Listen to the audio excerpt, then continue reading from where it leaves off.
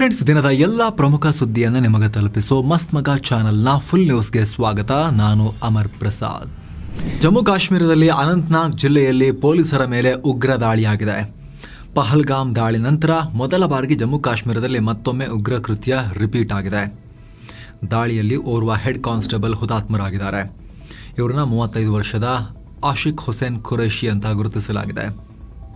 ಇವರು Jammu Kashmir Indian reserve IR ಪೊಲೀಸ್ನ 3ನೇ battalion member ಆಗಿದ್ದಾರೆ. ಜಮ್ಮು ಕಾಶ್ಮೀರದಲ್ಲಿರೋ ಬಡ್ಗಾಮ್ ಜಿಲ್ಲೆ ನಿವಾಸಿ.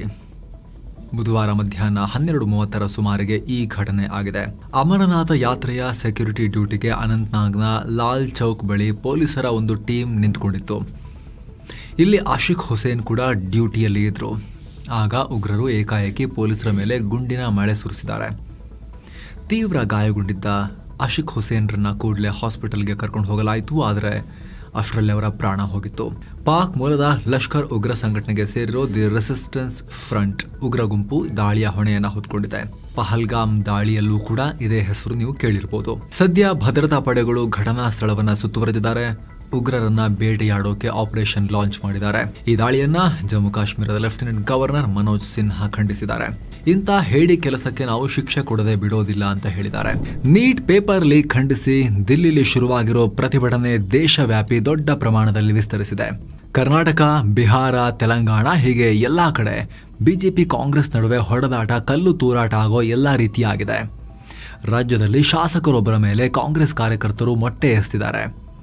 ಒಟ್ಟಾರೆ ದೇಶದಲ್ಲಿಂದು ಪ್ರತಿಭಟನೆ ಕುರಿತು, ಕಾಕ್ರೋಚ್ ಪಾರ್ಟಿಯ ಪ್ರತಿಭಟನೆ ಕುರಿತು ಸಾಕಷ್ಟು ಮಹತ್ವದ ಬೆಳವಣಿಗೆಗಳಾಗಿವೆ. ಅದನ್ನ ಕಾಂಗ್ರೆಸ್ನವರು ಕೂಡ ಕಂಟಿನ್ಯೂ ಮಾಡೋಕೆ ಬೇರೆ ಬೇರೆ ಕಡೆ ಟ್ರೈ ಮಾಡ್ತಿದ್ದಾರೆ. ಮೊದಲಿಗೆ ರಾಷ್ಟ್ರ ರಾಜಧಾನಿ ದಿಲ್ಲಿಯಲ್ಲಿ ಆಗ್ತಿರೋ ಡೆವಲಪ್ಮೆಂಟ್ಸ್ ನೋಡಿಕೊಂಡು ಮುಂದಕ್ಕೆ ಹೋಗೋಣ.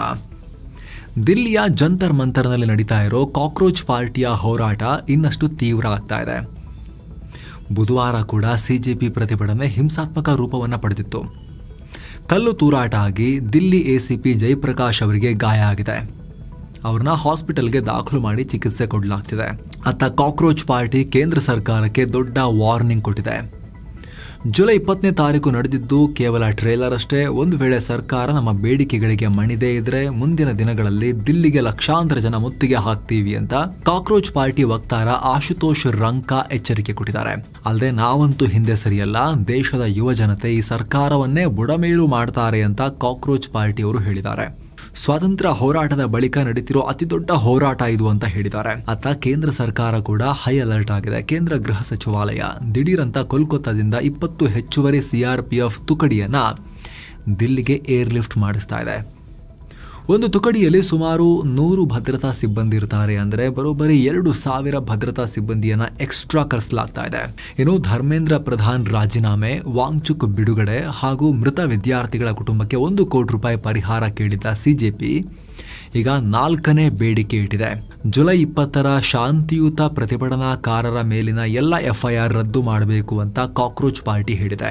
ಅಂದಹಾಗೆ ಸೋಮವಾರ ಸಂಸತ್ ಚಲೋ ವೇಳೆ ದೊಡ್ಡ ಗಲಾಟೆಯಾಗಿ 118 ಭದ್ರತಾ ಸಿಬ್ಬಂದಿ ಸೇರಿದ ಹಾಗೆ 170ಕ್ಕೂ ಅಧಿಕ ಜನ ಗಾಯಗೊಂಡಿದ್ದಾರೆ. ಮಕ್ಕಳು, ವಿದ್ಯಾರ್ಥಿಗಳು ಸೇರಿದ ಹಾಗೆ 70 ಮಂದಿಯನ್ನ ವಶಕ್ಕೂ ಪಡೆದಿದ್ದಾರೆ ಪೊಲೀಸರು. 5 FIR ಹಾಕೊಂಡಿದ್ದಾರೆ. ಆ ಕೇಸ್ಗಳನ್ನ ಕ್ಯಾನ್ಸಲ್ ಮಾಡಿ ಅಂತ ಕಾಕ್ರೋಚ್ ಪಾರ್ಟಿ ಕೇಳಿದೆ. ಏನೋ ಪ್ರಧಾನ್ ರಾಜೀನಾಮೆ ಕೊಡಲೇಬೇಕು, ಇದರಲ್ಲಿ ಯಾವುದೇ ರಾಜಿ ಇಲ್ಲ ಅಂತ ಹೇಳಿದ್ದಾರೆ. ಕೇಂದ್ರ ಸರ್ಕಾರಕ್ಕೆ ನಮ್ಮೊಂದಿಗೆ ಮಾತುಕತೆ ನಡೆಸುವ ಇಚ್ಛೆ ಇದ್ದರೆ ಅವರೇ ಖುದ್ದಾಗಿ ನಾವು ಪ್ರತಿಭಟನೆ ಮಾಡ್ತಿರೋ ಜಂತರ್ ಮಂತರ್ಗೆ ಬರಲಿ, ಇಲ್ಲವೇ ಯಾವುದಾದ್ರೂ ತಟಸ್ಥ ಜಾಗಕ್ಕೆ ಅವರು ಬರಲಿ ಅಂತ ಕಾಕ್ರೋಚ್ ಪಾರ್ಟಿ ಮುಖ್ಯಸ್ಥ ಅಭಿಜಿತ್ ದೀಪ್ಗೆ ಆಗ್ರಹ ಮಾಡಿದ್ದಾರೆ. ಮತ್ತೊಂದು ಕಡೆ ಕೇಂದ್ರ ಸರ್ಕಾರದ ವಿರುದ್ಧ ದೀಪ್ಗೆ ಗಂಭೀರ ಆರೋಪ ಮಾಡಿದ್ದಾರೆ. ಒಂದು ಕಡೆ ನಮ್ಮ ನಾಯಕರನ್ನ ಮಾತುಕತೆಗೆ ಅಂತ ಕರೆಸಿ ಸಚಿವ JP ನಡ್ಡಾ ಅವರ ಮನೆಯಲ್ಲಿ 5 ಗಂಟೆ ಕಾಲ ಹೌಸ್ ಅರೆಸ್ಟ್ ರೀತಿ ಕೂರಿಸ್ಕೊಂಡ್ರು, ಮೊಬೈಲ್ ಕಿತ್ಕೊಂಡ್ರು. ಅದೇ ಟೈಮ್ನಲ್ಲಿ ಇತ್ತ ಜಂತರ್ ಮಂತರ್ನಲ್ಲಿ ವಿದ್ಯಾರ್ಥಿಗಳ ಮೇಲೆ ಲಾಠಿ ಚಾರ್ಜ್ ಮಾಡಿದ್ರು. ಇದು ಸರ್ಕಾರದ ಪಿತೂರಿ ಷಡ್ಯಂತ್ರ ಅಂತ ಕಾಕ್ರೋಚ್ ಚೀಫ್ ಹೇಳಿದ್ದಾರೆ. ಇನ್ನು ಉಪವಾಸ ಸತ್ಯಾಗ್ರಹ ಮಾಡ್ತಿರೋ ಸೋನಂ ವಾಂಗ್ಚುಕ್ ಅವರನ್ನ ಹೈಕೋರ್ಟ್ ಆದೇಶದ ಮೇರೆಗೆ ಗುರುಗ್ರಾಮದ ಮೇದಾಂತ ಹಾಸ್ಪಿಟಲ್ಗೆ ಶಿಫ್ಟ್ ಮಾಡಲಾಯಿತು. ವಿಶೇಷ ಅಂದರೆ ಭಾನುವಾರ ತಡರಾತ್ರಿ 11:30 ಸುಮಾರಿಗೆ ಕೇಂದ್ರ ಮಂತ್ರಿ JP ನಡ್ಡಾ ಮತ್ತು ಜಿತೇಂದ್ರ ಸಿಂಗ್ ಅವರು ಹಾಸ್ಪಿಟಲ್ಗೆ ಭೇಟಿ ಕೊಟ್ಟಿದ್ರು. ಈ ವೇಳೆ ವಾಂಗ್ಚುಕ್ ದಾಖಲಾಗಿರೋ ICU 8 ವಾರ್ಡ್ನಲ್ಲಿದ್ದ ವೈದ್ಯರನ್ನ ಹೊರಗೆ ಕಳಿಸಿ 10 ನಿಮಿಷಗಳ ಕಾಲ ರಹಸ್ಯ ಮಾತುಕತೆ ನಡೆಸಿದ್ದಾರೆ ಅಂತಲೂ ಹೇಳಲಾಗಿದೆ. ಅಲ್ಲೇನು ಮಾತನಾಡಿದ್ದಾರೆ ಅದು ನಿಗೂಢ. ಇನ್ನು ಬುಧವಾರ ಸೋನಂ ವಾಂಗ್ಚುಕ್ ತಮ್ಮ ಉಪವಾಸ ಕೈಬಿಡೋಕೆ ಕೇಂದ್ರ ಸರ್ಕಾರಕ್ಕೆ ಸ್ಪಷ್ಟವಾದ ಕಂಡೀಷನ್ ಅನ್ನು ಹಾಕಿದ್ದಾರೆ. ಈ ಸಂಬಂಧ ಹಾಸ್ಪಿಟಲ್ಗೆ ಭೇಟಿ ಕೊಟ್ಟಿದ್ದ JP ನಡ್ಡಾ ಮತ್ತು ಜಿತೇಂದ್ರ ಸಿಂಗ್ ಅವರಿಗೆ ವಾಂಗ್ಚುಕ್ ಪತ್ರ ಬರೆದಿದ್ದಾರೆ. ಈಗ ಈ ಲೆಟರ್ನಲ್ಲಿ ಹಾಸ್ಪಿಟಲ್ಗೆ ಬಂದು ಮೀಟ್ ಆಗಿದ್ದಕ್ಕೆ ಧನ್ಯವಾದ. ನೀಟ್ ಲೀಕ್ ಬಳಿಕ ಮೃತಪಟ್ಟ ವಿದ್ಯಾರ್ಥಿಗಳಿದಾರಲ್ಲ, ಅವಾಗ ಭಯಭೀತಗೊಂಡು ತಮ್ಮನ್ನು ತಾವು ಮುಗಿಸ್ಕೊಂಡ ವಿದ್ಯಾರ್ಥಿಗಳು, ಆ ಫ್ಯಾಮಿಲಿಗಳಿಗೆ ಪರಿಹಾರ ಕೊಡಬೇಕು, ಸಂಸತ್ನಲ್ಲಿ ಚರ್ಚೆ ಆಗಬೇಕು, ಹಾಗೂ ಶಿಕ್ಷಣ ಸಚಿವ ಧರ್ಮೇಂದ್ರ ಪ್ರಧಾನ್ರ ರಾಜೀನಾಮೆ ಬಗ್ಗೆ ಪರಿಶೀಲಿಸಬೇಕು. ಇದ್ರ ಬಗ್ಗೆ ಭರವಸೆ ಕೊಟ್ಟಿದ್ದಕ್ಕೆ ಕೇಂದ್ರ ಸರ್ಕಾರಕ್ಕೆ ಧನ್ಯವಾದ ಅಂತ ಹೇಳಿದ್ದಾರೆ. ಆದರೆ ಜುಲೈ 20ನೇ ತಾರೀಕು ಶಾಂತಿಯುತವಾಗಿ ಪ್ರತಿಭಟನೆ ಮಾಡಿದ ವಿದ್ಯಾರ್ಥಿಗಳ ಮೇಲೆ ಯಾವುದೇ ಕಾನೂನು ಕ್ರಮ ತಗೋಬಾರದು, ಎಲ್ಲ ಲೀಗಲ್ ಆ್ಯಕ್ಷನ್ಸನ್ನು ಕ್ಯಾನ್ಸಲ್ ಮಾಡಬೇಕು, ಅದ್ರ ಬಗ್ಗೆ ಸ್ಪಷ್ಟ ಭರವಸೆ ಕೊಟ್ಟರೆ ಉಪವಾಸ ಕೈ ಬಿಡ್ತೀನಿ ಅಂತ ಹೇಳಿದ್ದಾರೆ. ಇದೇ ವೇಳೆ ಈಗ ಆಲ್ರೆಡಿ ಬೇರೆ ಬೇರೆ ಪಕ್ಷಗಳ 65ಕ್ಕೂ ಅಧಿಕ ಸಂಸದರು ನನಗೆ ಉಪವಾಸ ಕೈ ಬಿಡುವಂತೆ ರಿಕ್ವೆಸ್ಟ್ ಮಾಡಿದ್ದಾರೆ ಅಂತಲೂ ವಾಂಗ್ಚುಕ್ ಹೇಳಿದ್ದಾರೆ. ಅಲ್ಲದೆ ನನಗೂ ಬದುಕಬೇಕು, ಮತ್ತೆ ನನ್ನ ವಿದ್ಯಾರ್ಥಿಗಳಿಗೆ ಪಾಠ ಮಾಡಬೇಕು ಅನ್ನೋ ಆಸೆ ಇದೆ, ಆದರೆ ವಿದ್ಯಾರ್ಥಿಗಳ ಭವಿಷ್ಯವನ್ನು ಬಲಿಕೊಡೋಕೆ ನಾನು ರೆಡಿ ಇಲ್ಲ ಅಷ್ಟೇ ಅಂತ ಸೋನಂ ವಾಂಗ್ಚುಕ್ ಹೇಳಿದ್ದಾರೆ. ಅತ್ತ ದಿಲ್ಲಿಯಲ್ಲಿ ಪ್ರತಿಭಟಿಸ್ತಾ ಇದ್ದ ವಿದ್ಯಾರ್ಥಿಗಳು ಹಾಗೂ CJP ಕಾರ್ಯಕರ್ತರ ಮೇಲಿನ ಪೊಲೀಸ್ ದೌರ್ಜನ್ಯವನ್ನ ಪ್ರಶ್ನಿಸಿ ಸಲ್ಲಿಸಿದ್ದ ಅರ್ಜಿಯ ತುರ್ತು ವಿಚಾರಣೆಗೆ ಸುಪ್ರೀಂ ಕೋರ್ಟ್ ನಿರಾಕರಿಸಿದೆ. ಪ್ರತಿಭಟನೆ ವೇಳೆ ಪೊಲೀಸರು ಹೆಂಗೆಲ್ಲ ಹೊಡೆದ್ರು ಗೊತ್ತಾ, ವಿಡಿಯೋ ನೋಡಿ ಅಂತ CJP ಪರ ವಕೀಲರು ಸುಪ್ರೀಂ ಕೋರ್ಟ್ನ ಚೀಫ್ ಜಸ್ಟಿಸ್ಗೆ ಮನವಿ ಮಾಡಿದ್ರು. ಅದನ್ನು CJI ಕಡ್ಡಿ ಮುರಿದಂತೆ ತಿರಸ್ಕರಿಸಿದ್ದಾರೆ. ನಾನಿಲ್ಲಿ ಕೋರ್ಟಲ್ಲಿ ಸುಪ್ರೀಂ ಕೋರ್ಟಲ್ಲಿ ನಿಮ್ಮ ವಿಡಿಯೋ ನೋಡ್ತಾ ಬರೋಕ್ಕಾಗತ್ತಾ, ನಮಗೆ ಅದಕ್ಕೆ ಟೈಮೂ ಇಲ್ಲ, ಆಸಕ್ತಿನೂ ಇಲ್ಲ, ದಯವಿಟ್ಟು ನಮ್ಮ ಟೈಮ್ ವೇಸ್ಟ್ ಮಾಡಬೇಡಿ ಅಂತ ಹೇಳಿ ವಕೀಲರನ್ನ ವಾಪಸ್ ಕಳಿಸಿದ್ದಾರೆ.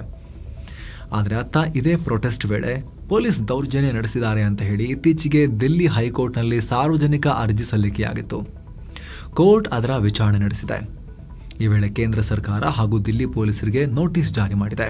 ಈ ಬಗ್ಗೆ 4 ವಾರಗಳ ಒಳಗಡೆ ಕೌಂಟರ್ ಅಫಿಡವಿಟ್ ಸಲ್ಲಿಸಿ ಅಂತ ಸೂಚನೆ ಕೊಟ್ಟಿದೆ. ಅಲ್ಲದೆ ಜುಲೈ 20ನೇ ತಾರೀಕು ನಡೆದ ಗಲಾಟೆಯ CCTV ದೃಶ್ಯಾವಳಿ ಸೇರಿದ ಹಾಗೆ ಎಲ್ಲ ಪ್ರಮುಖ ದಾಖಲೆಗಳನ್ನು ಕಡ್ಡಾಯವಾಗಿ ಸುರಕ್ಷಿತವಾಗಿ ತೆಗೆದಿಡಬೇಕು ಅಂತಲೂ ಕೋರ್ಟ್ ಅಧಿಕಾರಿಗಳಿಗೆ ಸೂಚನೆ ಕೊಟ್ಟಿದೆ. ಆ ವಿಡಿಯೋಸ್ ಎಲ್ಲ ಎತ್ತಿಡಬೇಕು ನೀವು ಅಂತ. ಇನ್ನು ಈ ಪ್ರಕರಣದ ವಿಚಾರಣೆಯನ್ನ ಕೋರ್ಟ್ ಸೆಪ್ಟೆಂಬರ್ 11ಕ್ಕೆ ನೆಕ್ಸ್ಟ್ ಮುಂದೂಡಿಕೆ ಮಾಡಿದೆ. ಇನ್ನೊಂದ್ ಕಡೆ ಈ ನೀಟ್ ವಿದ್ಯಾರ್ಥಿಗಳ ಪರವಾಗಿ ಶುರುವಾಗಿದ್ದ ಹೋರಾಟ ಈಗ ವಿಪಕ್ಷಗಳ ನಡುವಿನ ರಾಜಕೀಯ ಕಿತ್ತಾಟಕ್ಕೆ ಕಾರಣ ಆಗಿದೆ. PM ಮೋದಿ ನಿವಾಸದ ಮುಂದೆ ರಾಹುಲ್ ಗಾಂಧಿ ಮಾಡಿದ ಸಡನ್ ಪ್ರತಿಭಟನೆಯನ್ನ ಆಮ್ ಆದ್ಮಿ ಪಾರ್ಟಿ ಕಟುವಾಗಿ ಟೀಕಿಸಿದೆ. ಆಪ್ನ ಸಂಜಯ್ ಸಿಂಗ್, ಆತಿಶಿ ಹಾಗೂ ಸೌರಭ್ ಭಾರದ್ವಾಜ್ ಕಾಂಗ್ರೆಸ್ ವಿರುದ್ಧ ಗಂಭೀರ ಆರೋಪ ಮಾಡಿದ್ದಾರೆ. ದಿಲ್ಲಿ ಪೊಲೀಸರು CJP ವಿದ್ಯಾರ್ಥಿಗಳನ್ನ ಸಂಸತ್ ಕಡೆ ಹೋಗೋಕೆನೇ ಬಿಡ್ಲಿಲ್ಲ. 1 ತಿಂಗಳಿಂದ ಅವರೊಂದಿಗೆ ಕೇಂದ್ರ ಸರ್ಕಾರ ಮಾತುಕತೆನೂ ಮಾಡಿಲ್ಲ. ಆದ್ರೆ ರಾಹುಲ್ ಗಾಂಧಿಯನ್ನ ಮಾತ್ರ PM ಮನೆ ಮುಂದೆನೆ ಬಂದು ಕುತ್ಕೊಂಡು ಪ್ರತಿಭಟನೆ ಮಾಡಕ್ ಹೆಂಗ್ ಬಿಟ್ರು? ಪ್ರತಿಭಟನೆ ಶುರುವಾದ 1 ಗಂಟೆಯಲ್ಲೇ ಕೇಂದ್ರ ಮಂತ್ರಿ ಸೀದಾ ಹೋಗಿ ರಾಹುಲ್ ಗಾಂಧಿಯೊಂದಿಗೆ ನಿಂತ್ಕೊಂಡು ಮಾತನಾಡಿದ ಹೇಗೆ? ಇದು ಕಾಂಗ್ರೆಸ್ ಮತ್ತು BJP ಸೇರಿ ಆಡ್ತಿರೋ ಕಳ್ಳಾಟ ಅನ್ನೋ ತರದಲ್ಲಿ ಆಮ್ ಆದ್ಮಿ ಪಾರ್ಟಿ ಆರೋಪ ಮಾಡಿದೆ. ಇದಕ್ಕೆ ಕಾಂಗ್ರೆಸ್ ನಾಯಕರು ತಿರುಗೇಟನ್ನ ಕೊಟ್ಟಿದ್ದಾರೆ. ಇದನ್ನ BJP ನಾಯಕ ಅಮಿತ್ ಮಾಳವಿಯ ನಿಮಗೆ ಹೇಳ್ಕೊಟ್ರ? BJP IT ಸೆಲ್ ಅವರು ಹೇಳಿದಂಗಿದೆ ನಿಮ್ಮ ಸ್ಟೇಟ್ಮೆಂಟ್ ಅಂತ ಕಾಂಗ್ರೆಸ್ ನಾಯಕ ಶ್ರೀನಿವಾಸ್ BV ತಿರುಗೇಟು ಕೊಟ್ಟಿದ್ದಾರೆ. ಮತ್ತೊಂದು ಕಡೆ ಕಾಕ್ರೋಚ್ ಪ್ರತಿಭಟನಾಕಾರರಿಗೆ ದಿಲ್ಲಿ ಜನರಿಂದ ನೆರವು ಹರಿದು ಬರ್ತಾ ಇದೆ. ಬಿರಿಯಾನಿ, ಸಮೋಸ, ತಂಪು ಪಾನೀಯ, ಮನೆ ಊಟದಿಂದ ಹಿಡಿದು ಬ್ಯಾಂಡೇಜ್, ಔಷಧಿ, ORS ಹೀಗೆ ಅಗತ್ಯ ವಸ್ತುಗಳನ್ನೆಲ್ಲ ತಲುಪಿಸ್ತಾ ಇದ್ದಾರೆ. ಕೆಲವರು ಬರೋಕೆ ಸಾಧ್ಯ ಆಗದೆ ಇರೋರು ಆನ್ಲೈನ್ ಮೂಲಕ ಡೆಲಿವರಿ ಬಾಯ್ಸ್ ಕೈಯಲ್ಲಿ ಫುಡ್ ಆರ್ಡರ್ ಮಾಡಿ ಕಳಿಸ್ಕೊಡ್ತಾ ಇದ್ದಾರೆ. ಆದ್ರೆ ನಮ್ಮಲ್ಲಿ ಆಲ್ರೆಡಿ ಸಾಕಷ್ಟು ಊಟ ಇದೆ, ದಯವಿಟ್ಟು ಇನ್ನು ಮುಂದೆ ಯಾರು ಊಟ ಕಳಿಸ್ಬೇಡಿ, ಫುಡ್ ವೇಸ್ಟ್ ಆಗೋದು ಬೇಡ ಅಂತ ಕಾಕ್ರೋಚ್ ಪಾರ್ಟಿ ರಿಕ್ವೆಸ್ಟ್ ಮಾಡಿಕೊಂಡಿದೆ ಪೋಸ್ಟ್ ಹಾಕಿ. ಕಾಕ್ರೋಚ್ ಪಾರ್ಟಿ ಮತ್ತು ಸೋನಂ ವಾಂಗ್ಚುಕ್ ಶುರು ಮಾಡಿದ ಪ್ರತಿಭಟನೆಯ ತೀವ್ರತೆ ಈಗ ದೇಶದ ಬೇರೆ ಬೇರೆ ಕಡೆ ಆಲ್ರೆಡಿ ಇರೋ ಎಸ್ಟಾಬ್ಲಿಷ್ಡ್ ಪಾರ್ಟಿಗಳು ಕಂಟಿನ್ಯೂ ಮಾಡೋಕೆ ಟ್ರೈ ಮಾಡ್ತಿದ್ದಾರೆ. ಬಿಹಾರದ ಪಾಟ್ನಾದಲ್ಲಿ ಲೋಕಭವನ್ ಚಲೋ ನಡೆಸಿದ all India students association AISA ವಿದ್ಯಾರ್ಥಿಗಳು ಅವ್ರ ಮೇಲೆ ಪೊಲೀಸರು ಅಶ್ರುವಾಯು, ಜಲಪಿರಂಗಿ ಎಲ್ಲ ಪ್ರಯೋಗ ಮಾಡಿ ಲಾಠಿ ಚಾರ್ಜ್ ಮಾಡಿದ್ದಾರೆ. ಅಷ್ಟು ಮಾತ್ರ ಅಲ್ಲ, BJP ಕೂಡ ಕೌಂಟರ್ ಪ್ರತಿಭಟನೆ ಮಾಡಿದೆ. PM ಮನೆಗೆ ನುಗ್ಗೋಕೆ ಪ್ರಯತ್ನ ಪಟ್ಟರು. ರಾಹುಲ್ ಗಾಂಧಿ ಅಂಡ್ ಟೀಮ್ ಅಲ್ಲಿ ಪ್ರತಿಭಟನೆ ಮಾಡಿದ್ದ ಸರಿ ಇಲ್ಲ ಅಂತ ಹೇಳಿ ಖಂಡಿಸಿ BJP ಕಾಂಗ್ರೆಸ್ ಕಚೇರಿಗಳಿಗೆ ನುಗ್ಗೋಕೆ BJP ಅವರು ಕೆಲವು ಕಡೆ ಪ್ರಯತ್ನ ಪಟ್ಟಿದ್ದಾರೆ. ಮುಖ್ಯವಾಗಿ ಪಾಟ್ನಾದಲ್ಲಿ ಕಾಂಗ್ರೆಸ್ BJP ಕಾರ್ಯಕರ್ತರು ದೊಣ್ಣೆ ಹಿಡಿದು ಬಡದಾಡ್ಕೊಂಡಿದ್ದಾರೆ, ಹಲವರು ಗಾಯಗೊಂಡಿದ್ದಾರೆ. ಹೈದರಾಬಾದ್ನಲ್ಲೂ ಕೂಡ ಕಲ್ಲು ತೂರಾಟ, ಲಾಠಿ ಪ್ರಹಾರ ಎಲ್ಲ ಆಗಿದೆ. ಛತ್ತೀಸ್ಗಢದ ರಾಯ್ಪುರ್ನಲ್ಲೂ ಕಾಂಗ್ರೆಸ್ BJP ಕಾರ್ಯಕರ್ತರ ಘರ್ಷಣೆಯಾಗಿದೆ. ಅಲ್ಲೂ ಕೂಡ ಪೊಲೀಸರು ಸಿಕ್ಕಾಪಟ್ಟೆ ಒದ್ದಾಡಬೇಕಾಯ್ತು, ಜಲಪಿರಂಗಿ, ಟಿಯರ್ ಗ್ಯಾಸ್ ಎಲ್ಲ ಪ್ರಯೋಗ ಮಾಡಬೇಕಾಯ್ತು. ಈ ಕಡೆ ಆಂಧ್ರದಲ್ಲೂ ಕೂಡ ಕಾಂಗ್ರೆಸ್ ಕಚೇರಿಗೆ BJP ಅವರು ಮುತ್ತಿಗೆ ಹಾಕಿದ್ರು. ಅಲ್ಲೂ ಕೂಡ 2 ಪಕ್ಷಗಳ ಕಾರ್ಯಕರ್ತರ ನಡುವೆ ಹೊಡೆದಾಟ ಆಗಿದೆ. ಚೆನ್ನೈನಲ್ಲೂ ಕೂಡ ನೀಟ್ ಅಕ್ರಮ ಖಂಡಿಸಿ ಕಾಂಗ್ರೆಸ್ ಕಾರ್ಯಕರ್ತರು ಬೀದಿಗಿಳಿದ್ರು. ಕೇರಳದ ತಿರುವನಂತಪುರಂ, ಪಾಲಕ್ಕಾಡ್ನಲ್ಲಿ ಯೂತ್ ಕಾಂಗ್ರೆಸ್ ಕಡೆಯಿಂದ ಪ್ರತಿಭಟನೆಯಾಯಿತು. ಅಸ್ಸಾಂನಲ್ಲಿ ಕಾಂಗ್ರೆಸ್ ಶಾಸಕರು ಒಂದು ಹೆಜ್ಜೆ ಮುಂದಕ್ಕೆ ಹೋಗಿ ವಿಧಾನಸಭೆಯ ಒಳಗಡೆನೆ ಪ್ರತಿಭಟನೆ ನಡೆಸಿ ಧರ್ಮೇಂದ್ರ ಪ್ರಧಾನ್ ರಾಜೀನಾಮೆಗೆ ಪಟ್ಟು ಹಿಡಿದ್ರು. ಗುಜರಾತ್ನ ಸೂರತ್ನಲ್ಲೂ ಕೂಡ ಪ್ರತಿಭಟನೆ ಮಾಡಿದ ಕಾಂಗ್ರೆಸ್ ಕಾರ್ಯಕರ್ತರನ್ನ ಪೊಲೀಸರು ವಶಕ್ಕೆ ಪಡೆದರು. ಈ ರೀತಿ ದೇಶದ ಬಹುತೇಕ ಪ್ರಮುಖ ನಗರಗಳಲ್ಲೂ ಕೂಡ ಸೇಮ್ ಸೀನ್ ರಿಪೀಟ್ ಆಯಿತು. ಕರ್ನಾಟಕದಲ್ಲೂ ಕೂಡ ನೋಡಿ ನೀವು, ಬೆಂಗಳೂರಿನಲ್ಲಿ ಕಾಂಗ್ರೆಸ್ ಮತ್ತು ಬಿಜೆಪಿ ಕಾರ್ಯಕರ್ತರ ನಡುವೆ ದೊಡ್ಡ ಘರ್ಷಣೆಯಾಗಿದೆ. ಕಾಂಗ್ರೆಸ್ ಕಾರ್ಯಕರ್ತರು ಮಲ್ಲೇಶ್ವರಂನಲ್ಲಿರೋ ಬಿಜೆಪಿ ಕಚೇರಿಗೆ ಮುತ್ತಿಗೆ ಹಾಕೋಕೆ ಪ್ರಯತ್ನ ಪಟ್ಟರು. ನಮ್ಮ ಬಾಸ್ ರಾಹುಲ್ ಗಾಂಧಿಯನ್ನ ಬಂಧಿಸಿ ಕರ್ಕೊಂಡು ಹೋದ್ರೆ ಇದು ಸರಿ ಇಲ್ಲ, ನಾವು ಖಂಡಿಸ್ತೀವಿ ಅಂತ. ಇದಕ್ಕೆ ಪ್ರತಿಯಾಗಿ ವಿಪಕ್ಷ ನಾಯಕ ಆರ್ ಅಶೋಕ್ ನೇತೃತ್ವದಲ್ಲಿ ಬಿಜೆಪಿಯವರು ಕೆಪಿಸಿಸಿ ಕಚೇರಿಗೆ ಮುತ್ತಿಗೆ ಹಾಕೋಕೆ ಮುಂದಾದರು. ಈ ವೇಳೆ ಪ್ರತಿಭಟನೆಯಲ್ಲಿ ಪಾಲ್ಗೊಂಡಿದ್ದ ಹರಿಹರದ ಬಿಜೆಪಿ ಶಾಸಕ ಬಿಪಿ ಹರೀಶ್ ಮೇಲೆ ಮೊಟ್ಟೆ ಬಿಸಾಡಲಾಗಿದೆ. ಏನೋ ಕಾಶಿ, ಅಯೋಧ್ಯೆ, ತ್ರಿವೇಣಿ ಸಂಗಮ, ಗಯಾ, ಬೋಧ್ಗಯಾ ಸೇರಿ ಈ ಎಲ್ಲ ಅದ್ಭುತ ಜಾಗಗಳಿಗೆ 7 ಸ್ಯಾಂಡ್ಸ್ನವರ ಪ್ರವಾಸ ಇಲ್ಲಿದೆ. ಆಲ್ ಇನ್ಕ್ಲೂಸಿವ್ ಪ್ಯಾಕೇಜ್, ನಿಮಗೆ ಎಕ್ಸ್ಟ್ರಾ ಏನು ಖರ್ಚು ಇರೋದಿಲ್ಲ. Flight tickets, 3 star hotel stay, ಊಟ 3 ಹೊತ್ತು ಎಲ್ಲವೂ ಒಳಗೊಂಡಿರುವ ಪ್ಯಾಕೇಜ್ ಇದು. ಆಸಕ್ತರು ಕಾಲ್ ಮಾಡಿ ಬುಕ್ ಮಾಡಿಕೊಂಡು ಹೋಗಿ ಬರ್ಬೋದು. ಇತ್ತ 3ನೇ ದಿನಕ್ಕೆ ಕಾಲಿಟ್ಟಿರೋ ಸಂಸತ್ನ ಮುಂಗಾರು ಅಧಿವೇಶನ ಮತ್ತೆ ರಣರಂಗ ಆಗಿದೆ. ಆಡಳಿತ ಮತ್ತು ವಿಪಕ್ಷಗಳ ನಡುವೆ ಮಾತಿನ ಸಮರ ಆಗಿದೆ. ನೀಟ್ ಪ್ರಶ್ನೆ ಪತ್ರಿಕೆ ಸೋರಿಕೆ ಹಾಗೂ ಸಿಜೆಪಿ ಪ್ರತಿಭಟನೆ ಬಗ್ಗೆ ಚರ್ಚೆ ನಡೆಯಬೇಕು ಅಂತ ಮತ್ತೆ ವಿಪಕ್ಷಗಳು ಡಿಮಾಂಡ್ ಮಾಡಿ ಪ್ರತಿಭಟನೆ ಮತ್ತು ಗದ್ದಲ ಎಬ್ಬಿಸಿವೆ. ರಾಜ್ಯಸಭೆಯಲ್ಲಿ ವಿಪಕ್ಷ ನಾಯಕ ಮಲ್ಲಿಕಾರ್ಜುನ ಖರ್ಗೆ, ಶಿಕ್ಷಣ ಸಚಿವ ಧರ್ಮೇಂದ್ರ ಪ್ರಧಾನ್ ರಾಜೀನಾಮೆ ಕೊಡಲೇಬೇಕು ಅಂತ ಆಗ್ರಹ ಮಾಡಿದ್ದಾರೆ. ಅವರು ರಾಜೀನಾಮೆ ಕೊಟ್ಟರೆ ಮಾತ್ರ ಸಂಸತ್ನಲ್ಲಿ ಚರ್ಚೆ ಸಾಧ್ಯ ಅಂತ ಹೇಳಿದ್ದಾರೆ. ಇದೇ ವೇಳೆ ಉಪಸಭಾಪತಿ ಹರಿವಂಶ್ ನಿಯಮ 267 ಅಡಿ ನೀಡಿದ ನೋಟಿಸ್ ಬಗ್ಗೆ ಮಾತನಾಡಿದ್ರು. ಈ ನಿಯಮವನ್ನ ಅಪರೂಪದ ಸಂದರ್ಭಗಳಲ್ಲಿ ಮಾತ್ರ ಬಳಸಬೇಕು ಅಂತ ಹೇಳಿದ್ರು. ಆದರೆ ಈಗ ದೇಶದಲ್ಲಿ ನಡೀತಿರೋದು ಕೂಡ ಅಪರೂಪದ ವಿದ್ಯಮಾನ ಅಂತ ಡಿಎಂಕೆ ಸಂಸದ ತಿರುಚಿ ಶಿವ ಪ್ರತಿಕ್ರಿಯೆ ಕೊಟ್ಟರು. ಗದ್ದಲ ಹೆಚ್ಚಾಗಿ ರಾಜ್ಯಸಭೆಯನ್ನ 3-4 ಬಾರಿ ಮುಂದೂಡಲಾಯಿತು. ಮತ್ತೆ ಕಲಾಪ ಶುರುವಾದಾಗ ಸಂಸದೀಯ ವ್ಯವಹಾರಗಳ ಸಚಿವ ಕಿರಣ್ ರಿಜಿಜು ಮಾತನಾಡಿದರು. ನೀಟ್, ಪೇಪರ್ ಲೀಕ್ ಸೇರಿ ಯಾವುದೇ ವಿಚಾರದ ಬಗ್ಗೆ ಡೀಟೇಲ್ಡ್ ಚರ್ಚೆಗೆ ಸರ್ಕಾರ ರೆಡಿ ಇದೆ. ಆದರೆ ವಿಪಕ್ಷಗಳು ವಿನಾಕಾರಣ ಇಲ್ಲ ಸಲ್ಲದ ಕಂಡೀಷನ್ಸ್ ಹಾಕಿ ಕಲಾಪಕ್ಕೆ ಅಡ್ಡಿ ಮಾಡಬಾರದು ಅಂತ ಕೇಳ್ಕೊಂಡ್ರು. ಲೋಕಸಭೆಯಲ್ಲೂ ಕೂಡ ಇದೇ ಸೀನ್ ಪುನರಾವರ್ತನೆಯಾಯಿತು. ಅಲ್ಲೂ ಕೂಡ ಕಾಂಗ್ರೆಸ್ನ ಪ್ರತಿಭಟನೆಯಾಯಿತು. ವಿಪಕ್ಷ ನಾಯಕರು ಸಂಸತ್ನ ಹೊರಗೂ ಕೂಡ ಕಪ್ಪು ಬಟ್ಟೆಗಳನ್ನು ಧರಿಸಿ ಪ್ರತಿಭಟಿಸಿದರು.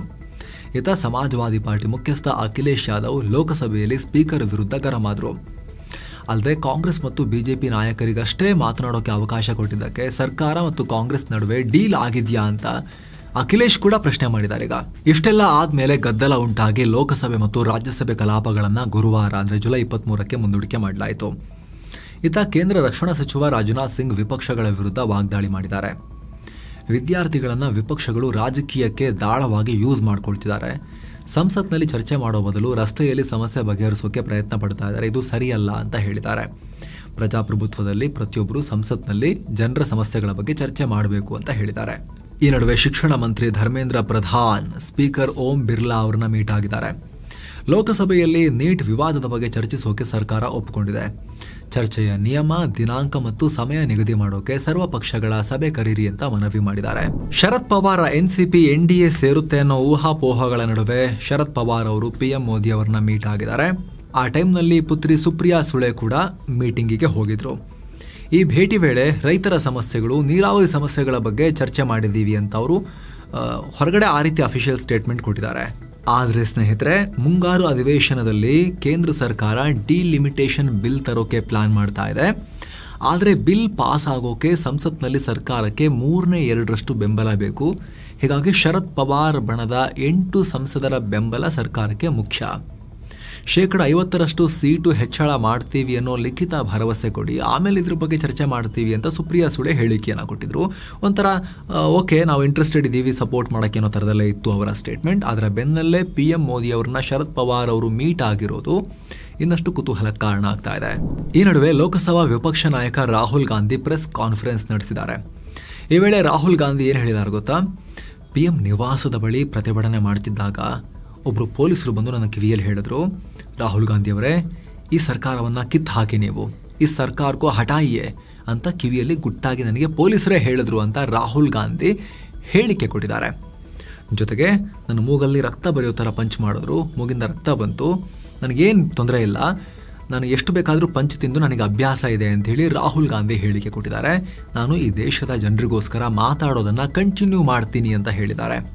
ಶಿಕ್ಷಣ ಮಂತ್ರಿ ಆ ಹುದ್ದೆಯಲ್ಲಿ ಕೂರೋಕೆ ಅಸಮರ್ಥರು, ರಾಜೀನಾಮೆ ಕೊಡಬೇಕು ಅಂತ ಹೇಳಿದ್ದಾರೆ. ಹಾಗೆ ಪ್ರತಿಭಟನೆ ವೇಳೆ ವಿದ್ಯಾರ್ಥಿಗಳ ಮೇಲೆ ಹಲ್ಲೆ ನಡೆಸಿದ ಅಧಿಕಾರಿಗಳನ್ನು ಹೊಣೆಗಾರರನ್ನಾಗಿ ಮಾಡಬೇಕು. ವಿದ್ಯಾರ್ಥಿಗಳ ಬಳಿ PM ಮೋದಿ ಕ್ಷಮೆಯಾಚನೆ ಮಾಡಬೇಕು, ಆ ಸಭ್ಯತೆ ಅವರಲ್ಲಿರಬೇಕು ಅಂತ ರಾಹುಲ್ ಗಾಂಧಿ ಹೇಳಿದ್ದಾರೆ. ಇನ್ನೊಂದು ಕಡೆ ತಮಿಳುನಾಡು ಮುಖ್ಯಮಂತ್ರಿ ವಿಜಯ್ ಕೂಡ ವಿದ್ಯಾರ್ಥಿಗಳ ಪ್ರತಿಭಟನೆಗೆ ಬೆಂಬಲ ಅಂತ ಹೇಳಿದ್ದಾರೆ. CJP ಅಂತ ಅವರು ಹೇಳಿಲ್ಲ, ವಿದ್ಯಾರ್ಥಿಗಳ ಪ್ರತಿಭಟನೆಗೆ ಅಂತ ಹೇಳಿದ್ದಾರೆ. ಮುಖ್ಯವಾಗಿ ರಾಹುಲ್ ಗಾಂಧಿ ಅವರಿಗೆ ಬೆಂಬಲವನ್ನು ವ್ಯಕ್ತಪಡಿಸಿದ್ದಾರೆ. ರಾಹುಲ್ ಗಾಂಧಿ ಅವರನ್ನ ಬಂಧಿಸಿದ್ದು ಖಂಡನೀಯ, ಇದು ಡೆಮೊಕ್ರೆಟಿಕ್ ಅಲ್ಲ ಅಂತ ವಿಜಯ್ ಹೇಳಿದ್ದಾರೆ. ಸಂಸತ್ನ ಒಳಗಡೆ ವಿಪಕ್ಷಗಳು ಮಾಡ್ತಿರೋ ಪ್ರತಿಭಟನೆಗೆ ಸಂಪೂರ್ಣ ಬೆಂಬಲ ಇದೆ ಅಂತಾನೂ ಹೇಳಿದ್ದಾರೆ. ಹಾಗೆ ನೀಟ್ ಪರೀಕ್ಷೆ ಸಂಪೂರ್ಣ ರದ್ದಾಗಬೇಕು ಅಂತ ವಿಜಯ್ ಆಗ್ರಹ ಮಾಡಿದ್ದಾರೆ. ಅದೊಂದೇ ಪರಿಹಾರ ಅಂತ ಹೇಳಿದ್ದಾರೆ. ಇತ್ತ ದಿಲ್ಲಿ ಪ್ರತಿಭಟನೆ ವಿಚಾರವಾಗಿ ಬಿಜೆಪಿಯ ಮಾಜಿ ನಾಯಕ ಕೆ ಅಣ್ಣಾಮಲೈ ಮಾತನಾಡಿದ್ದಾರೆ. ಪ್ರತಿಭಟನಾಕಾರರೊಂದಿಗೆ ಮಾತುಕತೆ ನಡೆಸಿ ಅಂತ ಕೇಂದ್ರ ಸರ್ಕಾರಕ್ಕೆ ಒತ್ತಾಯ ಮಾಡಿದ್ದಾರೆ. ಪ್ರತಿಭಟನೆ ಮಾಡೋದು ಡೆಮೋಕ್ರಸಿಯಲ್ಲಿ ಪ್ರತಿಯೊಬ್ಬರ ಮೂಲಭೂತ ಹಕ್ಕು.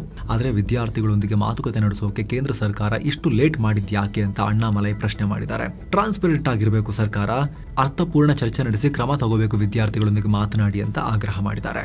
ಜೊತೆಗೆ ವಿದ್ಯಾರ್ಥಿಗಳು ಕೂಡ ದೇಶದ ಸಿಸ್ಟಮ್ ಮೇಲೆ ನಂಬಿಕೆ ಕಳ್ಕೊಳ್ಬಾರದು, ನಂಬಿಕೆ ಕಳ್ಕೊಂಡ್ರೆ ದೇಶದ ಭವಿಷ್ಯಕ್ಕೇನೆ ತುಂಬಾ ಅಪಾಯಕಾರಿ ಅಂತ ಅಣ್ಣಾಮಲೈ ವಿದ್ಯಾರ್ಥಿಗಳಿಗೂ ಹೇಳಿದ್ದಾರೆ. ಏನೋ CJP ಪ್ರತಿಭಟನೆ ನಡುವೆನೆ ದಿಲ್ಲಿ ಮೆಟ್ರೋದಲ್ಲಿ ದೊಡ್ಡ ಗೊಂದಲ ಸೃಷ್ಟಿಯಾಗಿದೆ. ಸೆಂಟ್ರಲ್ ದಿಲ್ಲಿಯಲ್ಲಿ ಭದ್ರತೆ ಕಾರಣಗಳಿಂದ ಬರೋಬ್ಬರಿ 16 ಮೆಟ್ರೋ ಸ್ಟೇಷನ್ಗಳನ್ನ ಬಂದ್ ಮಾಡಲಾಗಿದೆ. ಮುಂದಿನ ಆದೇಶದವರೆಗೂ ಈ ನಿಲ್ದಾಣಗಳನ್ನ ಮುಚ್ಚಲಾಗಿದೆ ಅಂತ ದಿಲ್ಲಿ ಮೆಟ್ರೋ ಹೇಳಿದೆ. ಇದರಿಂದ ಕೆಲಸಕ್ಕೆ ಹೋಗೋ ಪ್ರಯಾಣಿಕರು ಪರದಾಡೋ ರೀತಿಯಾಗಿದೆ. ನಮ್ಮ ಕೆಲಸ ಹೋದ್ರೆ ಯಾರು ಹೊಣೆ ಅಂತ ಪ್ರಯಾಣಿಕರು ಪ್ರಶ್ನೆ ಕೇಳ್ತಿದ್ದಾರೆ. ಈಗ ಈ ನಡುವೆ ಕೇಂದ್ರ ಗೃಹ ಮಂತ್ರಿ ಅಮಿತ್ ಶಾ ಹುಬ್ಬಳ್ಳಿಗೆ ಬರಬೇಕಾಗಿತ್ತು. ಅವರ ಈ ಭೇಟಿ ದಿಢೀರ್ ರದ್ದಾಗಿದೆ. ದಿಲ್ಲಿಯಲ್ಲಿ ಸಿಕ್ಕಾಪಟ್ಟೆ ಪೊಲಿಟಿಕಲ್ ಡೆವಲಪ್ಮೆಂಟ್ಸ್ ಆಗ್ತಿರೋದ್ರಿಂದ, ಪ್ರತಿಭಟನೆಗಳಾಗ್ತಿರೋದ್ರಿಂದ ಇದು ರದ್ದಾಗಿದೆ ಅಂತ ಹೇಳಲಾಗ್ತಿದೆ. ಅಮಿತ್ ಶಾ ಅವರು ಜುಲೈ 24ನೇ ತಾರೀಕು ಹುಬ್ಬಳ್ಳಿಗೆ ಭೇಟಿ ಕೊಟ್ಟು ಜುಲೈ 25ನೇ ತಾರೀಕು KLE ಮೆಡಿಕಲ್ ಕಾಲೇಜಿನ ಉದ್ಘಾಟನಾ ಕಾರ್ಯಕ್ರಮದಲ್ಲಿ ಪಾಲ್ಗೊಳ್ಳಬೇಕಾಗಿತ್ತು. ಇತ್ತ CJP ಪ್ರತಿಭಟನೆ ನಡುವೆ ಧರ್ಮೇಂದ್ರ ಪ್ರಧಾನ್ರ ಮಗಳ ವಿರುದ್ಧ ಕೂಡ ಆನ್ಲೈನ್ ನಲ್ಲಿ ದಾಳಿಗಳು ಶುರುವಾದವು. ಅದರ ಪರಿಣಾಮ ಪ್ರಧಾನ್ರ ಮಗಳು ನೈಮಿಷಾ ಪ್ರಧಾನ್ ತಮ್ಮ ಇನ್ಸ್ಟಾಗ್ರಾಮ್ ಅಕೌಂಟ್ ಅನ್ನೇ ಡಿಸೇಬಲ್ ಮಾಡಿದ್ದಾರೆ. ಇವರು ಅಮೆರಿಕದ ಮ್ಯಾಸಚ್ಯೂಸೆಟ್ಸ್ ಯೂನಿವರ್ಸಿಟಿಯಲ್ಲಿ LLM ಕಾನೂನು ಪದವಿಯನ್ನು ಮುಗಿಸಿದ್ದಾರೆ. ಇವರ ಅಕೌಂಟ್ ಹುಡುಕಿದ ಕಾಕ್ರೋಚ್ಗಳು ಸಾಲು ಸಾಲು ಕಮೆಂಟ್ ಹಾಕಿದ್ದಾರೆ. ಅದರ ಬೆನ್ನಲ್ಲೇ ಅಕೌಂಟ್ ಡಿಸೇಬಲ್ ಮಾಡಿದ್ದಾರೆ ನೈಮಿಷಾ. ನೋಡಿ, ಶಿಕ್ಷಣ ವ್ಯವಸ್ಥೆ ಸರಿ ಇಲ್ಲ ಅಂತ ನೀವು ವಿದೇಶದಲ್ಲಿ ಓದ್ತಾ ಇದ್ದೀರಾ, ಹಣ ಸೌಲಭ್ಯ ಇದ್ದಿದ್ರೆ ಬೇರೆ ವಿದ್ಯಾರ್ಥಿಗಳು ಕೂಡ ವಿದೇಶಕ್ಕೆ ಹೋಗ್ತಾ ಇದ್ರು ಅಂತ ಹೇಳಿ ಕಾಮೆಂಟ್ ಮಾಡಿದ್ರು. ನೈಮಿಷಾ ಓದಿದ ಯೂನಿವರ್ಸಿಟಿ ಪೋಸ್ಟ್ಗಳಲ್ಲೂ ಧರ್ಮೇಂದ್ರ ಪ್ರಧಾನ್ ರಾಜೀನಾಮೆ ಕೊಡಿ, ರಿಸೈನ್ ಮಾಡಿ ಅಂತ ಕಾಮೆಂಟ್ ಮಾಡಿದ್ರು. ನೈಮಿಷಾ ಅವರನ್ನ ಯೂನಿವರ್ಸಿಟಿಯಿಂದ ಅಮಾನತು ಮಾಡಿ ಅಂತಲೂ ಒತ್ತಾಯಿಸಿದ್ರು. ಅವರದನ್ನ ಅಕೌಂಟ್ ಅನ್ನ ಡಿಸೇಬಲ್ ಮಾಡಿದ್ದಾರೆ. ಏನೋ ಕರ್ನಾಟಕದಲ್ಲಿ ಮಳೆ ಕೊರತೆಯಿಂದಾಗಿ ಬರಗಾಲದ ಆತಂಕ ಹೆಚ್ಚಾಗ್ತಾ ಇದೆ. ಈ ಕುರಿತು ಉಪಮುಖ್ಯಮಂತ್ರಿ ಪರಮೇಶ್ವರ್ ಅವರು ಇಂಪಾರ್ಟೆಂಟ್ ಹೇಳಿಕೆ ಕೊಟ್ಟಿದ್ದಾರೆ. ಈಗಿರೋ ಸ್ಥಿತಿ ಬಗ್ಗೆ ಸರ್ಕಾರ ನಿರಂತರವಾಗಿ ಪರಿಶೀಲಿಸ್ತಾ ಇದೆ. ಆಗಸ್ಟ್ 15ರ ನಂತರ ಅಧಿಕೃತವಾಗಿ ಬರಪೀಡಿತ ತಾಲೂಕುಗಳನ್ನ ಘೋಷಿಸ್ತೀವಿ, ಪಟ್ಟಿ ರಿಲೀಸ್ ಮಾಡ್ತೀವಿ ಅಂತ DCM ಹೇಳಿದ್ದಾರೆ. ಹಾಗೆ ಕರ್ನಾಟಕ ಮತ್ತು ಇತರ ರಾಜ್ಯಗಳು ಎದುರಿಸ್ತಿರೋ ಈ ಬರ ಪರಿಸ್ಥಿತಿಯನ್ನ ಕೇಂದ್ರ ಸರ್ಕಾರ ಪರಿಗಣಿಸಬೇಕು, ರಾಷ್ಟ್ರೀಯ ವಿಪತ್ತು ಅಂತ ಹೇಳಿ ಘೋಷಿಸಿ ಪರಿಹಾರ ಕೊಡಬೇಕು ಅಂತ ಒತ್ತಾಯ ಮಾಡ್ತಾ ಇದ್ದೀನಿ ಅಂತಲೂ ಕೂಡ ಪರಮೇಶ್ವರ್ ಹೇಳಿದ್ದಾರೆ. ಹಾಗೆ ರಾಜ್ಯದಲ್ಲಿ ಖಾಲಿ ಇರೋ SC/ST ಬ್ಯಾಕ್ಲಾಗ್ ಹುದ್ದೆಗಳನ್ನ ಶೀಘ್ರ ಭರ್ತಿ ಮಾಡೋದಾಗಿಯೂ ಕೂಡ DCM ಪರಮೇಶ್ವರ್ ಹೇಳಿದ್ದಾರೆ. 72,000 ಹುದ್ದೆಗಳು ಖಾಲಿ ಇದಾವೆ. ಇದರಲ್ಲಿ ಮೀಸಲಾತಿ ರೂಲ್ಸ್ ಪ್ರಕಾರ SC/ST ಅಭ್ಯರ್ಥಿಗಳನ್ನ ಫೈನಲ್ ಮಾಡ್ತೀವಿ, ನೇಮಕ ಮಾಡ್ತೀವಿ. ಯೂನಿವರ್ಸಿಟಿಗಳಲ್ಲಿ ಖಾಲಿ ಉಳಿದಿರೋ ಬ್ಯಾಕ್ಲಾಗ್ ಹುದ್ದೆಗಳನ್ನು ಭರ್ತಿ ಮಾಡ್ತೀವಿ ಅಂತ ಹೇಳಿದ್ದಾರೆ ಪರಮೇಶ್ವರ್. ಅಷ್ಟು ಮಾತ್ರ ಅಲ್ಲ, ವಿದೇಶಗಳಲ್ಲಿ ಓದ್ತಿರೋ SC/ST ವಿದ್ಯಾರ್ಥಿಗಳ ಸಂಪೂರ್ಣ ಶುಲ್ಕವನ್ನ ಸರ್ಕಾರವೇ ಪೇ ಮಾಡುತ್ತೆ ಅಂತಲೂ ಹೇಳಿದ್ದಾರೆ. ಹಾಗೆ ಸ್ಕಾಲರ್ಶಿಪ್ ಜಾಸ್ತಿ ಮಾಡೋ ಬಗ್ಗೆ CM ಜೊತೆ ಚರ್ಚಿಸಿ ಅಂತಿಮ ನಿರ್ಧಾರ ಕೈಗೊಳ್ತೀವಿ ಅಂತಲೂ DCM ಹೇಳಿದ್ದಾರೆ. ಇನ್ನು ದಕ್ಷಿಣ ಕನ್ನಡ ಜಿಲ್ಲೆಯಲ್ಲಿ ಸೌಜನ್ಯ ಸಾವಿನ ಪ್ರಕರಣಕ್ಕೆ ಸಂಬಂಧಪಟ್ಟಂತೆ ಸುಪ್ರೀಂ ಕೋರ್ಟ್ CBI ವಿರುದ್ಧ ಅಸಮಾಧಾನ ಹೊರಹಾಕಿದೆ. CBI ಈ ಕೇಸ್ ತನಿಖೆಯನ್ನ ಸರಿಯಾಗಿ ಮತ್ತು ಸ್ವತಂತ್ರವಾಗಿ ನಡೆಸಿಲ್ಲ ಅಂತ ಅಸಮಾಧಾನ ವ್ಯಕ್ತಪಡಿಸಿದೆ. ಜೊತೆಗೆ ಕರ್ನಾಟಕ ಸರ್ಕಾರ SIT ಯನ್ನ ರಚಿಸಿ ಕೇಸ್ನ ಮರು ತನಿಖೆ ಮಾಡಿದ್ರೆ ಒಳ್ಳೆಯದು ಅಂತ ಸುಪ್ರೀಂ ಕೋರ್ಟ್ ಸಜೆಸ್ಟ್ ಮಾಡಿದೆ. ಅಂದಹಾಗೆ ಈ ಕೇಸ್ ಮರು ತನಿಖೆ ಆಗಬೇಕು ಅಂತ ಸಲ್ಲಿಕೆಯಾಗಿರೋ ಅರ್ಜಿ ವಿಚಾರಣೆ ನಡೆಸಿ ನ್ಯಾಯಮೂರ್ತಿಗಳಾದ ಸಂಜಯ್ ಕುಮಾರ್ ಮತ್ತು K ವಿನೋದ್ ಚಂದ್ರನ್ ಅವರಿದ್ದ ಪೀಠ ಈ ರೀತಿ ಅಭಿಪ್ರಾಯಪಟ್ಟಿದೆ. ಸದ್ಯ ಕೋರ್ಟ್ ತನ್ನ ತೀರ್ಪನ್ನ ಕಾಯ್ದಿರಿಸಿದೆ. ಏನೋ ಭಾರತದ ಏವಿಯೇಷನ್ ಸೆಕ್ಟರ್ ನಲ್ಲಿ ಅಧಿಕಾರಿಗಳ ನೆಪೋಟಿಸಂ ಬೆಳಕಿಗೆ ಬಂದಿದೆ. ಅದೊಂಥರ ಕರಪ್ಷನ್. ಅದು ಏವಿಯೇಷನ್ ಸೇಫ್ಟಿ ರೆಗ್ಯುಲೇಟರ್ ಆಗಿರೋ DGCA, ಬ್ಯಾಂಕ್ಗಳಿಗೆ RBI ಹೇಗೋ ಹಾಗೆ ಏವಿಯೇಷನ್ ಇಂಡಸ್ಟ್ರಿಗೆ DGCA ಅಲ್ವಾ. ಅಧಿಕಾರಿಗಳು ತಮ್ಮ ಪವರ್ ಯೂಸ್ ಮಾಡಿಕೊಂಡು ಅವರ ಫ್ಯಾಮಿಲಿ ಮೆಂಬರ್ಸ್ಗೆ ಖಾಸಗಿ ಏರ್ಲೈನ್ ಕಂಪನಿಗಳಲ್ಲಿ ಜಾಬ್ ಕೊಡಿಸ್ತಾ ಇದ್ದಾರೆ. ಈ ಬಗ್ಗೆ ಸಿವಿಲ್ ಏವಿಯೇಷನ್ ಮಿನಿಸ್ಟ್ರಿ DGCAಗೆ ಕ್ಲಾಸ್ ತಗೊಂಡಿದೆ. 2025ರಿಂದಲೇ ಏವಿಯೇಷನ್ ಮಿನಿಸ್ಟ್ರಿ ವಾರ್ನಿಂಗ್ ಕೊಡ್ತಾನೆ ಬಂದಿತ್ತು. ಡೇಟಾ ಪ್ರಕಾರ 51 DGCA ಅಧಿಕಾರಿಗಳ 59 ಸಂಬಂಧಿಕರು ಇಂಡಿಗೋ, ಏರ್ ಇಂಡಿಯಾ, ಅಕಾಸ ಏರ್ ಬಸ್ ಸೇರಿ ಫ್ಲೈಯಿಂಗ್ ಸ್ಕೂಲ್ಸ್ ಹಾಗೂ ಏರ್ಪೋರ್ಟ್ಗಳಲ್ಲೂ ಕೂಡ ಕೆಲಸ ಮಾಡ್ತಿದ್ದಾರೆ. ಕಳೆದ ವರ್ಷ ಇದು 33 ಅಧಿಕಾರಿಗಳು ಹಾಗೂ 41 ರಿಲೇಟಿವ್ಸ್ ಇತ್ತು. ಹೆಂಗಿರುತ್ತೆ RBIನವರು ಎಲ್ಲ ಪ್ರೈವೇಟ್ ಬ್ಯಾಂಕ್ಸಲ್ಲೆಲ್ಲ ನೋಡ್ರಿ ಎಲ್ಲರೂ ಬಿಡಲ್ಲ, ಹೆಂಗೆ ಹಾಕೊಳ್ಳಿ ನಮ್ಮವರೊಬ್ಬರನ್ನ ನಿಮ್ಮ ಪೇರೋಲಿಗೆ ಹಾಕೊಳ್ಳಿ, ಸಂಬಳಕ್ಕೆ ಹಾಕೊಳ್ಳಿ ನಿಮ್ಮ ಕಂಪ್ನಿಲಿ ಅಂತೇಳಿ ಹಾಕ್ಸಿದ್ರೆ ಹೆಂಗಿರುತ್ತೆ? ಆ ರೀತಿ ಮಾಡ್ತಿದ್ದಾರೆ ಇವರು. ರೂಲ್ಸ್ ಪ್ರಕಾರ ಅಧಿಕಾರಿಗಳು ತಮ್ಮ ಪವರ್ ಯೂಸ್ ಮಾಡಿ ಈ ರೀತಿ ಜಾಬ್ಸನ್ನು ಕೊಡಿಸೋ ಹಾಗಿಲ್ಲ. ಆದರೆ ಒಬ್ಬ ರಿಟೈರ್ಡ್ ಆಫೀಸರ್ ಅಂತೂ 12 ರಿಲೇಟಿವ್ಸನ್ನು ಫಿಟ್ ಮಾಡಿಬಿಟ್ಟಿದ್ದಾರೆ ಎಲ್ಲ ಕಡೆ ಇಂಡಸ್ಟ್ರಿಯಲ್ಲಿ, ಬೇರೆ ಬೇರೆ ಕಂಪ್ನಿಗಳಲ್ಲಿ ಜಾಬ್ ಕೊಡಿಸ್ಬಿಟ್ಟು. ದುರಂತ ಅಂದರೆ ಏರ್ ಇಂಡಿಯಾಗೆ ಸೇಫ್ಟಿ ಅಪ್ರೂವಲ್ಸ್ ಅಂದರೆ ವಿಮಾನ ಹಾರೋಕೆ ಸೇಫ್ ಆಗಿದೆ ಅಂತ ಸರ್ಟಿಫಿಕೇಟ್ ಕೊಡೋ DGC assistant director of engineering ಅವರ ತಂಗಿ ಏರ್ ಇಂಡಿಯಾ ಕಂಪನಿಯ ಕ್ವಾಲಿಟಿ ಡಿಪಾರ್ಟ್ಮೆಂಟ್ನಲ್ಲಿ ಜಾಬ್ಗೆ ಅವರಿಗೆ ಆಪರ್ಚುನಿಟಿ ಸಿಕ್ಕಿದೆ. ಈ ಬಗ್ಗೆ ಪ್ರಶ್ನೆ ಮಾಡಿದಾಗ ಆಕೆ ಸ್ವತಂತ್ರ ಮಹಿಳೆ, ರೂಲ್ಸ್ ಅಪ್ಲೈ ಆಗಲ್ಲ ಅಂತ DGCA ಉದ್ದಟತನದ ಉತ್ತರವನ್ನ ಕೂಡ ಕೊಟ್ಟಿದೆ. ಏನು ಮಣಿಪುರದಲ್ಲಿ ಶಾಂತಿ ನೆಲೆಸುವ ನಿಟ್ಟಿನಲ್ಲಿ ದೊಡ್ಡ ಬೆಳವಣಿಗೆಯಾಗಿದೆ. ಬ್ಯಾನ್ ಆಗಿರೋ KCP ಅಂದರೆ ಕಾಂಗ್ಲೆಪೊಕ್ ಕಮ್ಯುನಿಸ್ಟ್ ಪಾರ್ಟಿ ಅನ್ನೋ ಸಶಸ್ತ್ರ ಗುಂಪಿನ ಪೀಪಲ್ಸ್ ವಾರ್ ಗ್ರೂಪ್ ಬಣದ 46 ಸದಸ್ಯರು ಈಗ ಶರಣಾಗಿದ್ದಾರೆ. ಭದ್ರತಾ ಪಡೆಗಳು ಮತ್ತು ಮಣಿಪುರ CM ಖೇಮ್ಚಂದ್ ಸಿಂಗ್ ಮುಂದೆ ಶಸ್ತ್ರ ತ್ಯಾಗ ಮಾಡಿದ್ದಾರೆ. ತಮ್ಮಲ್ಲಿದ್ದ 28 ಅತ್ಯಾಧುನಿಕ ಶಸ್ತ್ರಗಳನ್ನ ಕೂಡ ಒಪ್ಪಿಸಿದ್ದಾರೆ. ಸರ್ಕಾರ ಇವರಿಗೆ ರಿಹ್ಯಾಬಿಲಿಟೇಷನ್ ಸ್ಕೀಮ್ ಕೂಡ ಘೋಷಿಸಿದೆ. 4 ಲಕ್ಷ ರೂಪಾಯಿ ಆರ್ಥಿಕ ನೆರವು ಮತ್ತೆ ಹೊಸ ಜೀವನ ಕಟ್ಕೊಳ್ಳೋಕೆ ಮತ್ತು ತಿಂಗಳಿಗೆ 6,000 ರೂಪಾಯಿ ಸ್ಟೈಫಂಡ್ ಕೂಡ ಸರ್ಕಾರ ಕೊಡ್ತಾ ಇದೆ. ಏನು ಸರ್ವಿಸ್ ಮುಗಿಸಿ ಹೊರಬಂದಿರೋ ಅಗ್ನಿವೀರ ಸೈನಿಕರಿಗೆ ಕೇಂದ್ರ ಸರ್ಕಾರ ಗುಡ್ ನ್ಯೂಸ್ ಕೊಟ್ಟಿದೆ. CAPF ಮತ್ತು ಅಸ್ಸಾಂ ರೈಫಲ್ಸ್ ನೇಮಕಾತಿಯಲ್ಲಿ ಮೀಸಲಾತಿಯನ್ನ ಘೋಷಿಸಿದೆ. ಕೇಂದ್ರ ಗೃಹ ಇಲಾಖೆ ಲೋಕಸಭೆಯಲ್ಲಿ ವಿಚಾರವನ್ನ ತಿಳಿಸಿದೆ. ಇದರ ಪ್ರಕಾರ CAPF ಮತ್ತು ಅಸ್ಸಾಂ ರೈಫಲ್ಸ್ ನೇಮಕಾತಿಯಲ್ಲಿ ಮಾಜಿ ಅಗ್ನಿವೀರರಿಗೆ 50% ಮೀಸಲಾತಿ ಸಿಗುತ್ತೆ. ಇದರೊಂದಿಗೆ ಲಿಖಿತ ಪರೀಕ್ಷೆ ಮತ್ತು ಫಿಸಿಕಲ್ ಟೆಸ್ಟ್ಗಳಿಂದ ಸಂಪೂರ್ಣ ವಿನಾಯಿತಿ ಕೂಡ ಇರುತ್ತೆ. ಕಾನ್ಸ್ಟೇಬಲ್, GD ಮತ್ತು ರೈಫಲ್ ಮ್ಯಾನ್ ಹುದ್ದೆಗಳಿಗೆ ಮಾಜಿ ಅಗ್ನಿವೀರರು ಅನ್ನೋ ಹೊಸ ಕ್ಯಾಟಗರಿಯನ್ನೇ ಶುರು ಮಾಡಲಾಗಿದೆ. ಸಾಮಾನ್ಯ ವಯೋಮಿತಿಯಲ್ಲಿ 3 ವರ್ಷಗಳ ವಿನಾಯಿತಿನೂ ಸಿಗುತ್ತೆ. ಮೊದಲ ಬ್ಯಾಚ್ನ ಅಗ್ನಿವೀರರಿಗೆ ಬರೋಬ್ಬರಿ 5 ವರ್ಷಗಳ ಹೆಚ್ಚುವರಿ ವಯೋಮಿತಿ ಸಡಿಲಿಕೆ ಸಿಗುತ್ತೆ. ಹಾಗೆ ಅಗ್ನಿವೀರರ ಮುಂದಿನ ಉದ್ಯೋಗ ಪ್ರಕ್ರಿಯೆಗೆ ಗೃಹ ಇಲಾಖೆ ಪ್ರತ್ಯೇಕ ವಿಭಾಗವನ್ನು ಸ್ಥಾಪಿಸಿದೆ.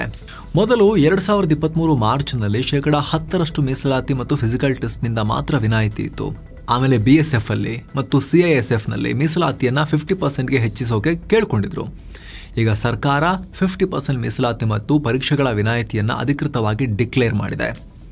ಆದರೆ ಪರೀಕ್ಷೆಗಳಿಲ್ಲದೆ ಮೆರಿಟ್ ಪಟ್ಟಿ ಹೇಗೆ ಸಿದ್ಧಪಡಿಸ್ತಾರೆ ಅನ್ನೋ ಮಾಹಿತಿಯನ್ನ ಡೀಟೇಲ್ ಅನ್ನ ಸರ್ಕಾರ ಇನ್ನಷ್ಟೇ ಕ್ಲಾರಿಫೈ ಮಾಡಬೇಕು. ಇತ್ತ ಫಿಲಿಪೈನ್ಸ್ನಲ್ಲಿ ಆಸಿಯಾನ್ ಶೃಂಗಸಭೆಯಲ್ಲಿ ಪಾಲ್ಗೊಂಡಿರೋ ಸಚಿವ S ಜೈಶಂಕರ್ ಚೈನಾ, ರಷ್ಯಾ ವಿದೇಶಾಂಗ ಸಚಿವರನ್ನ ಮೀಟ್ ಮಾಡಿ ಮಾತಾಡಿದ್ದಾರೆ. ಚೀನಾ ವಿದೇಶಾಂಗ ಸಚಿವ ವಾಂಗ್ ಯಿ ಅವರೊಂದಿಗೆ ಚರ್ಚೆ ಮಾಡಿದ್ದಾರೆ. ಗಡಿಯಲ್ಲಿ ಶಾಂತಿ ನೆಲೆಸಿದರೆ ಮಾತ್ರ 2 ರಾಷ್ಟ್ರಗಳ ಬಾಂಧವ್ಯ ಸಹಜ ಸ್ಥಿತಿಗೆ ಬರೋಕೆ ಸಾಧ್ಯ. 2 ರಾಷ್ಟ್ರಗಳ ಸಂಬಂಧ ಪರಸ್ಪರ ಗೌರವ ಮತ್ತು ಸೂಕ್ಷ್ಮತೆಗಳನ್ನು ಅರ್ಥ ಮಾಡಿಕೊಳ್ಳೋದ್ರ ಮೇಲೆ ಇರಬೇಕು ಅಂತ ಹೇಳಿದ್ದಾರೆ. ಇದರ ಜೊತೆಗೆ ಚೈನಾದೊಂದಿಗೆ ಹೆಚ್ಚಿರೋ ವ್ಯಾಪಾರ ಕೊರತೆ ಬಗ್ಗೆ ಕೂಡ ಜೈಶಂಕರ್ ಮೆನ್ಷನ್ ಮಾಡಿದ್ದಾರೆ.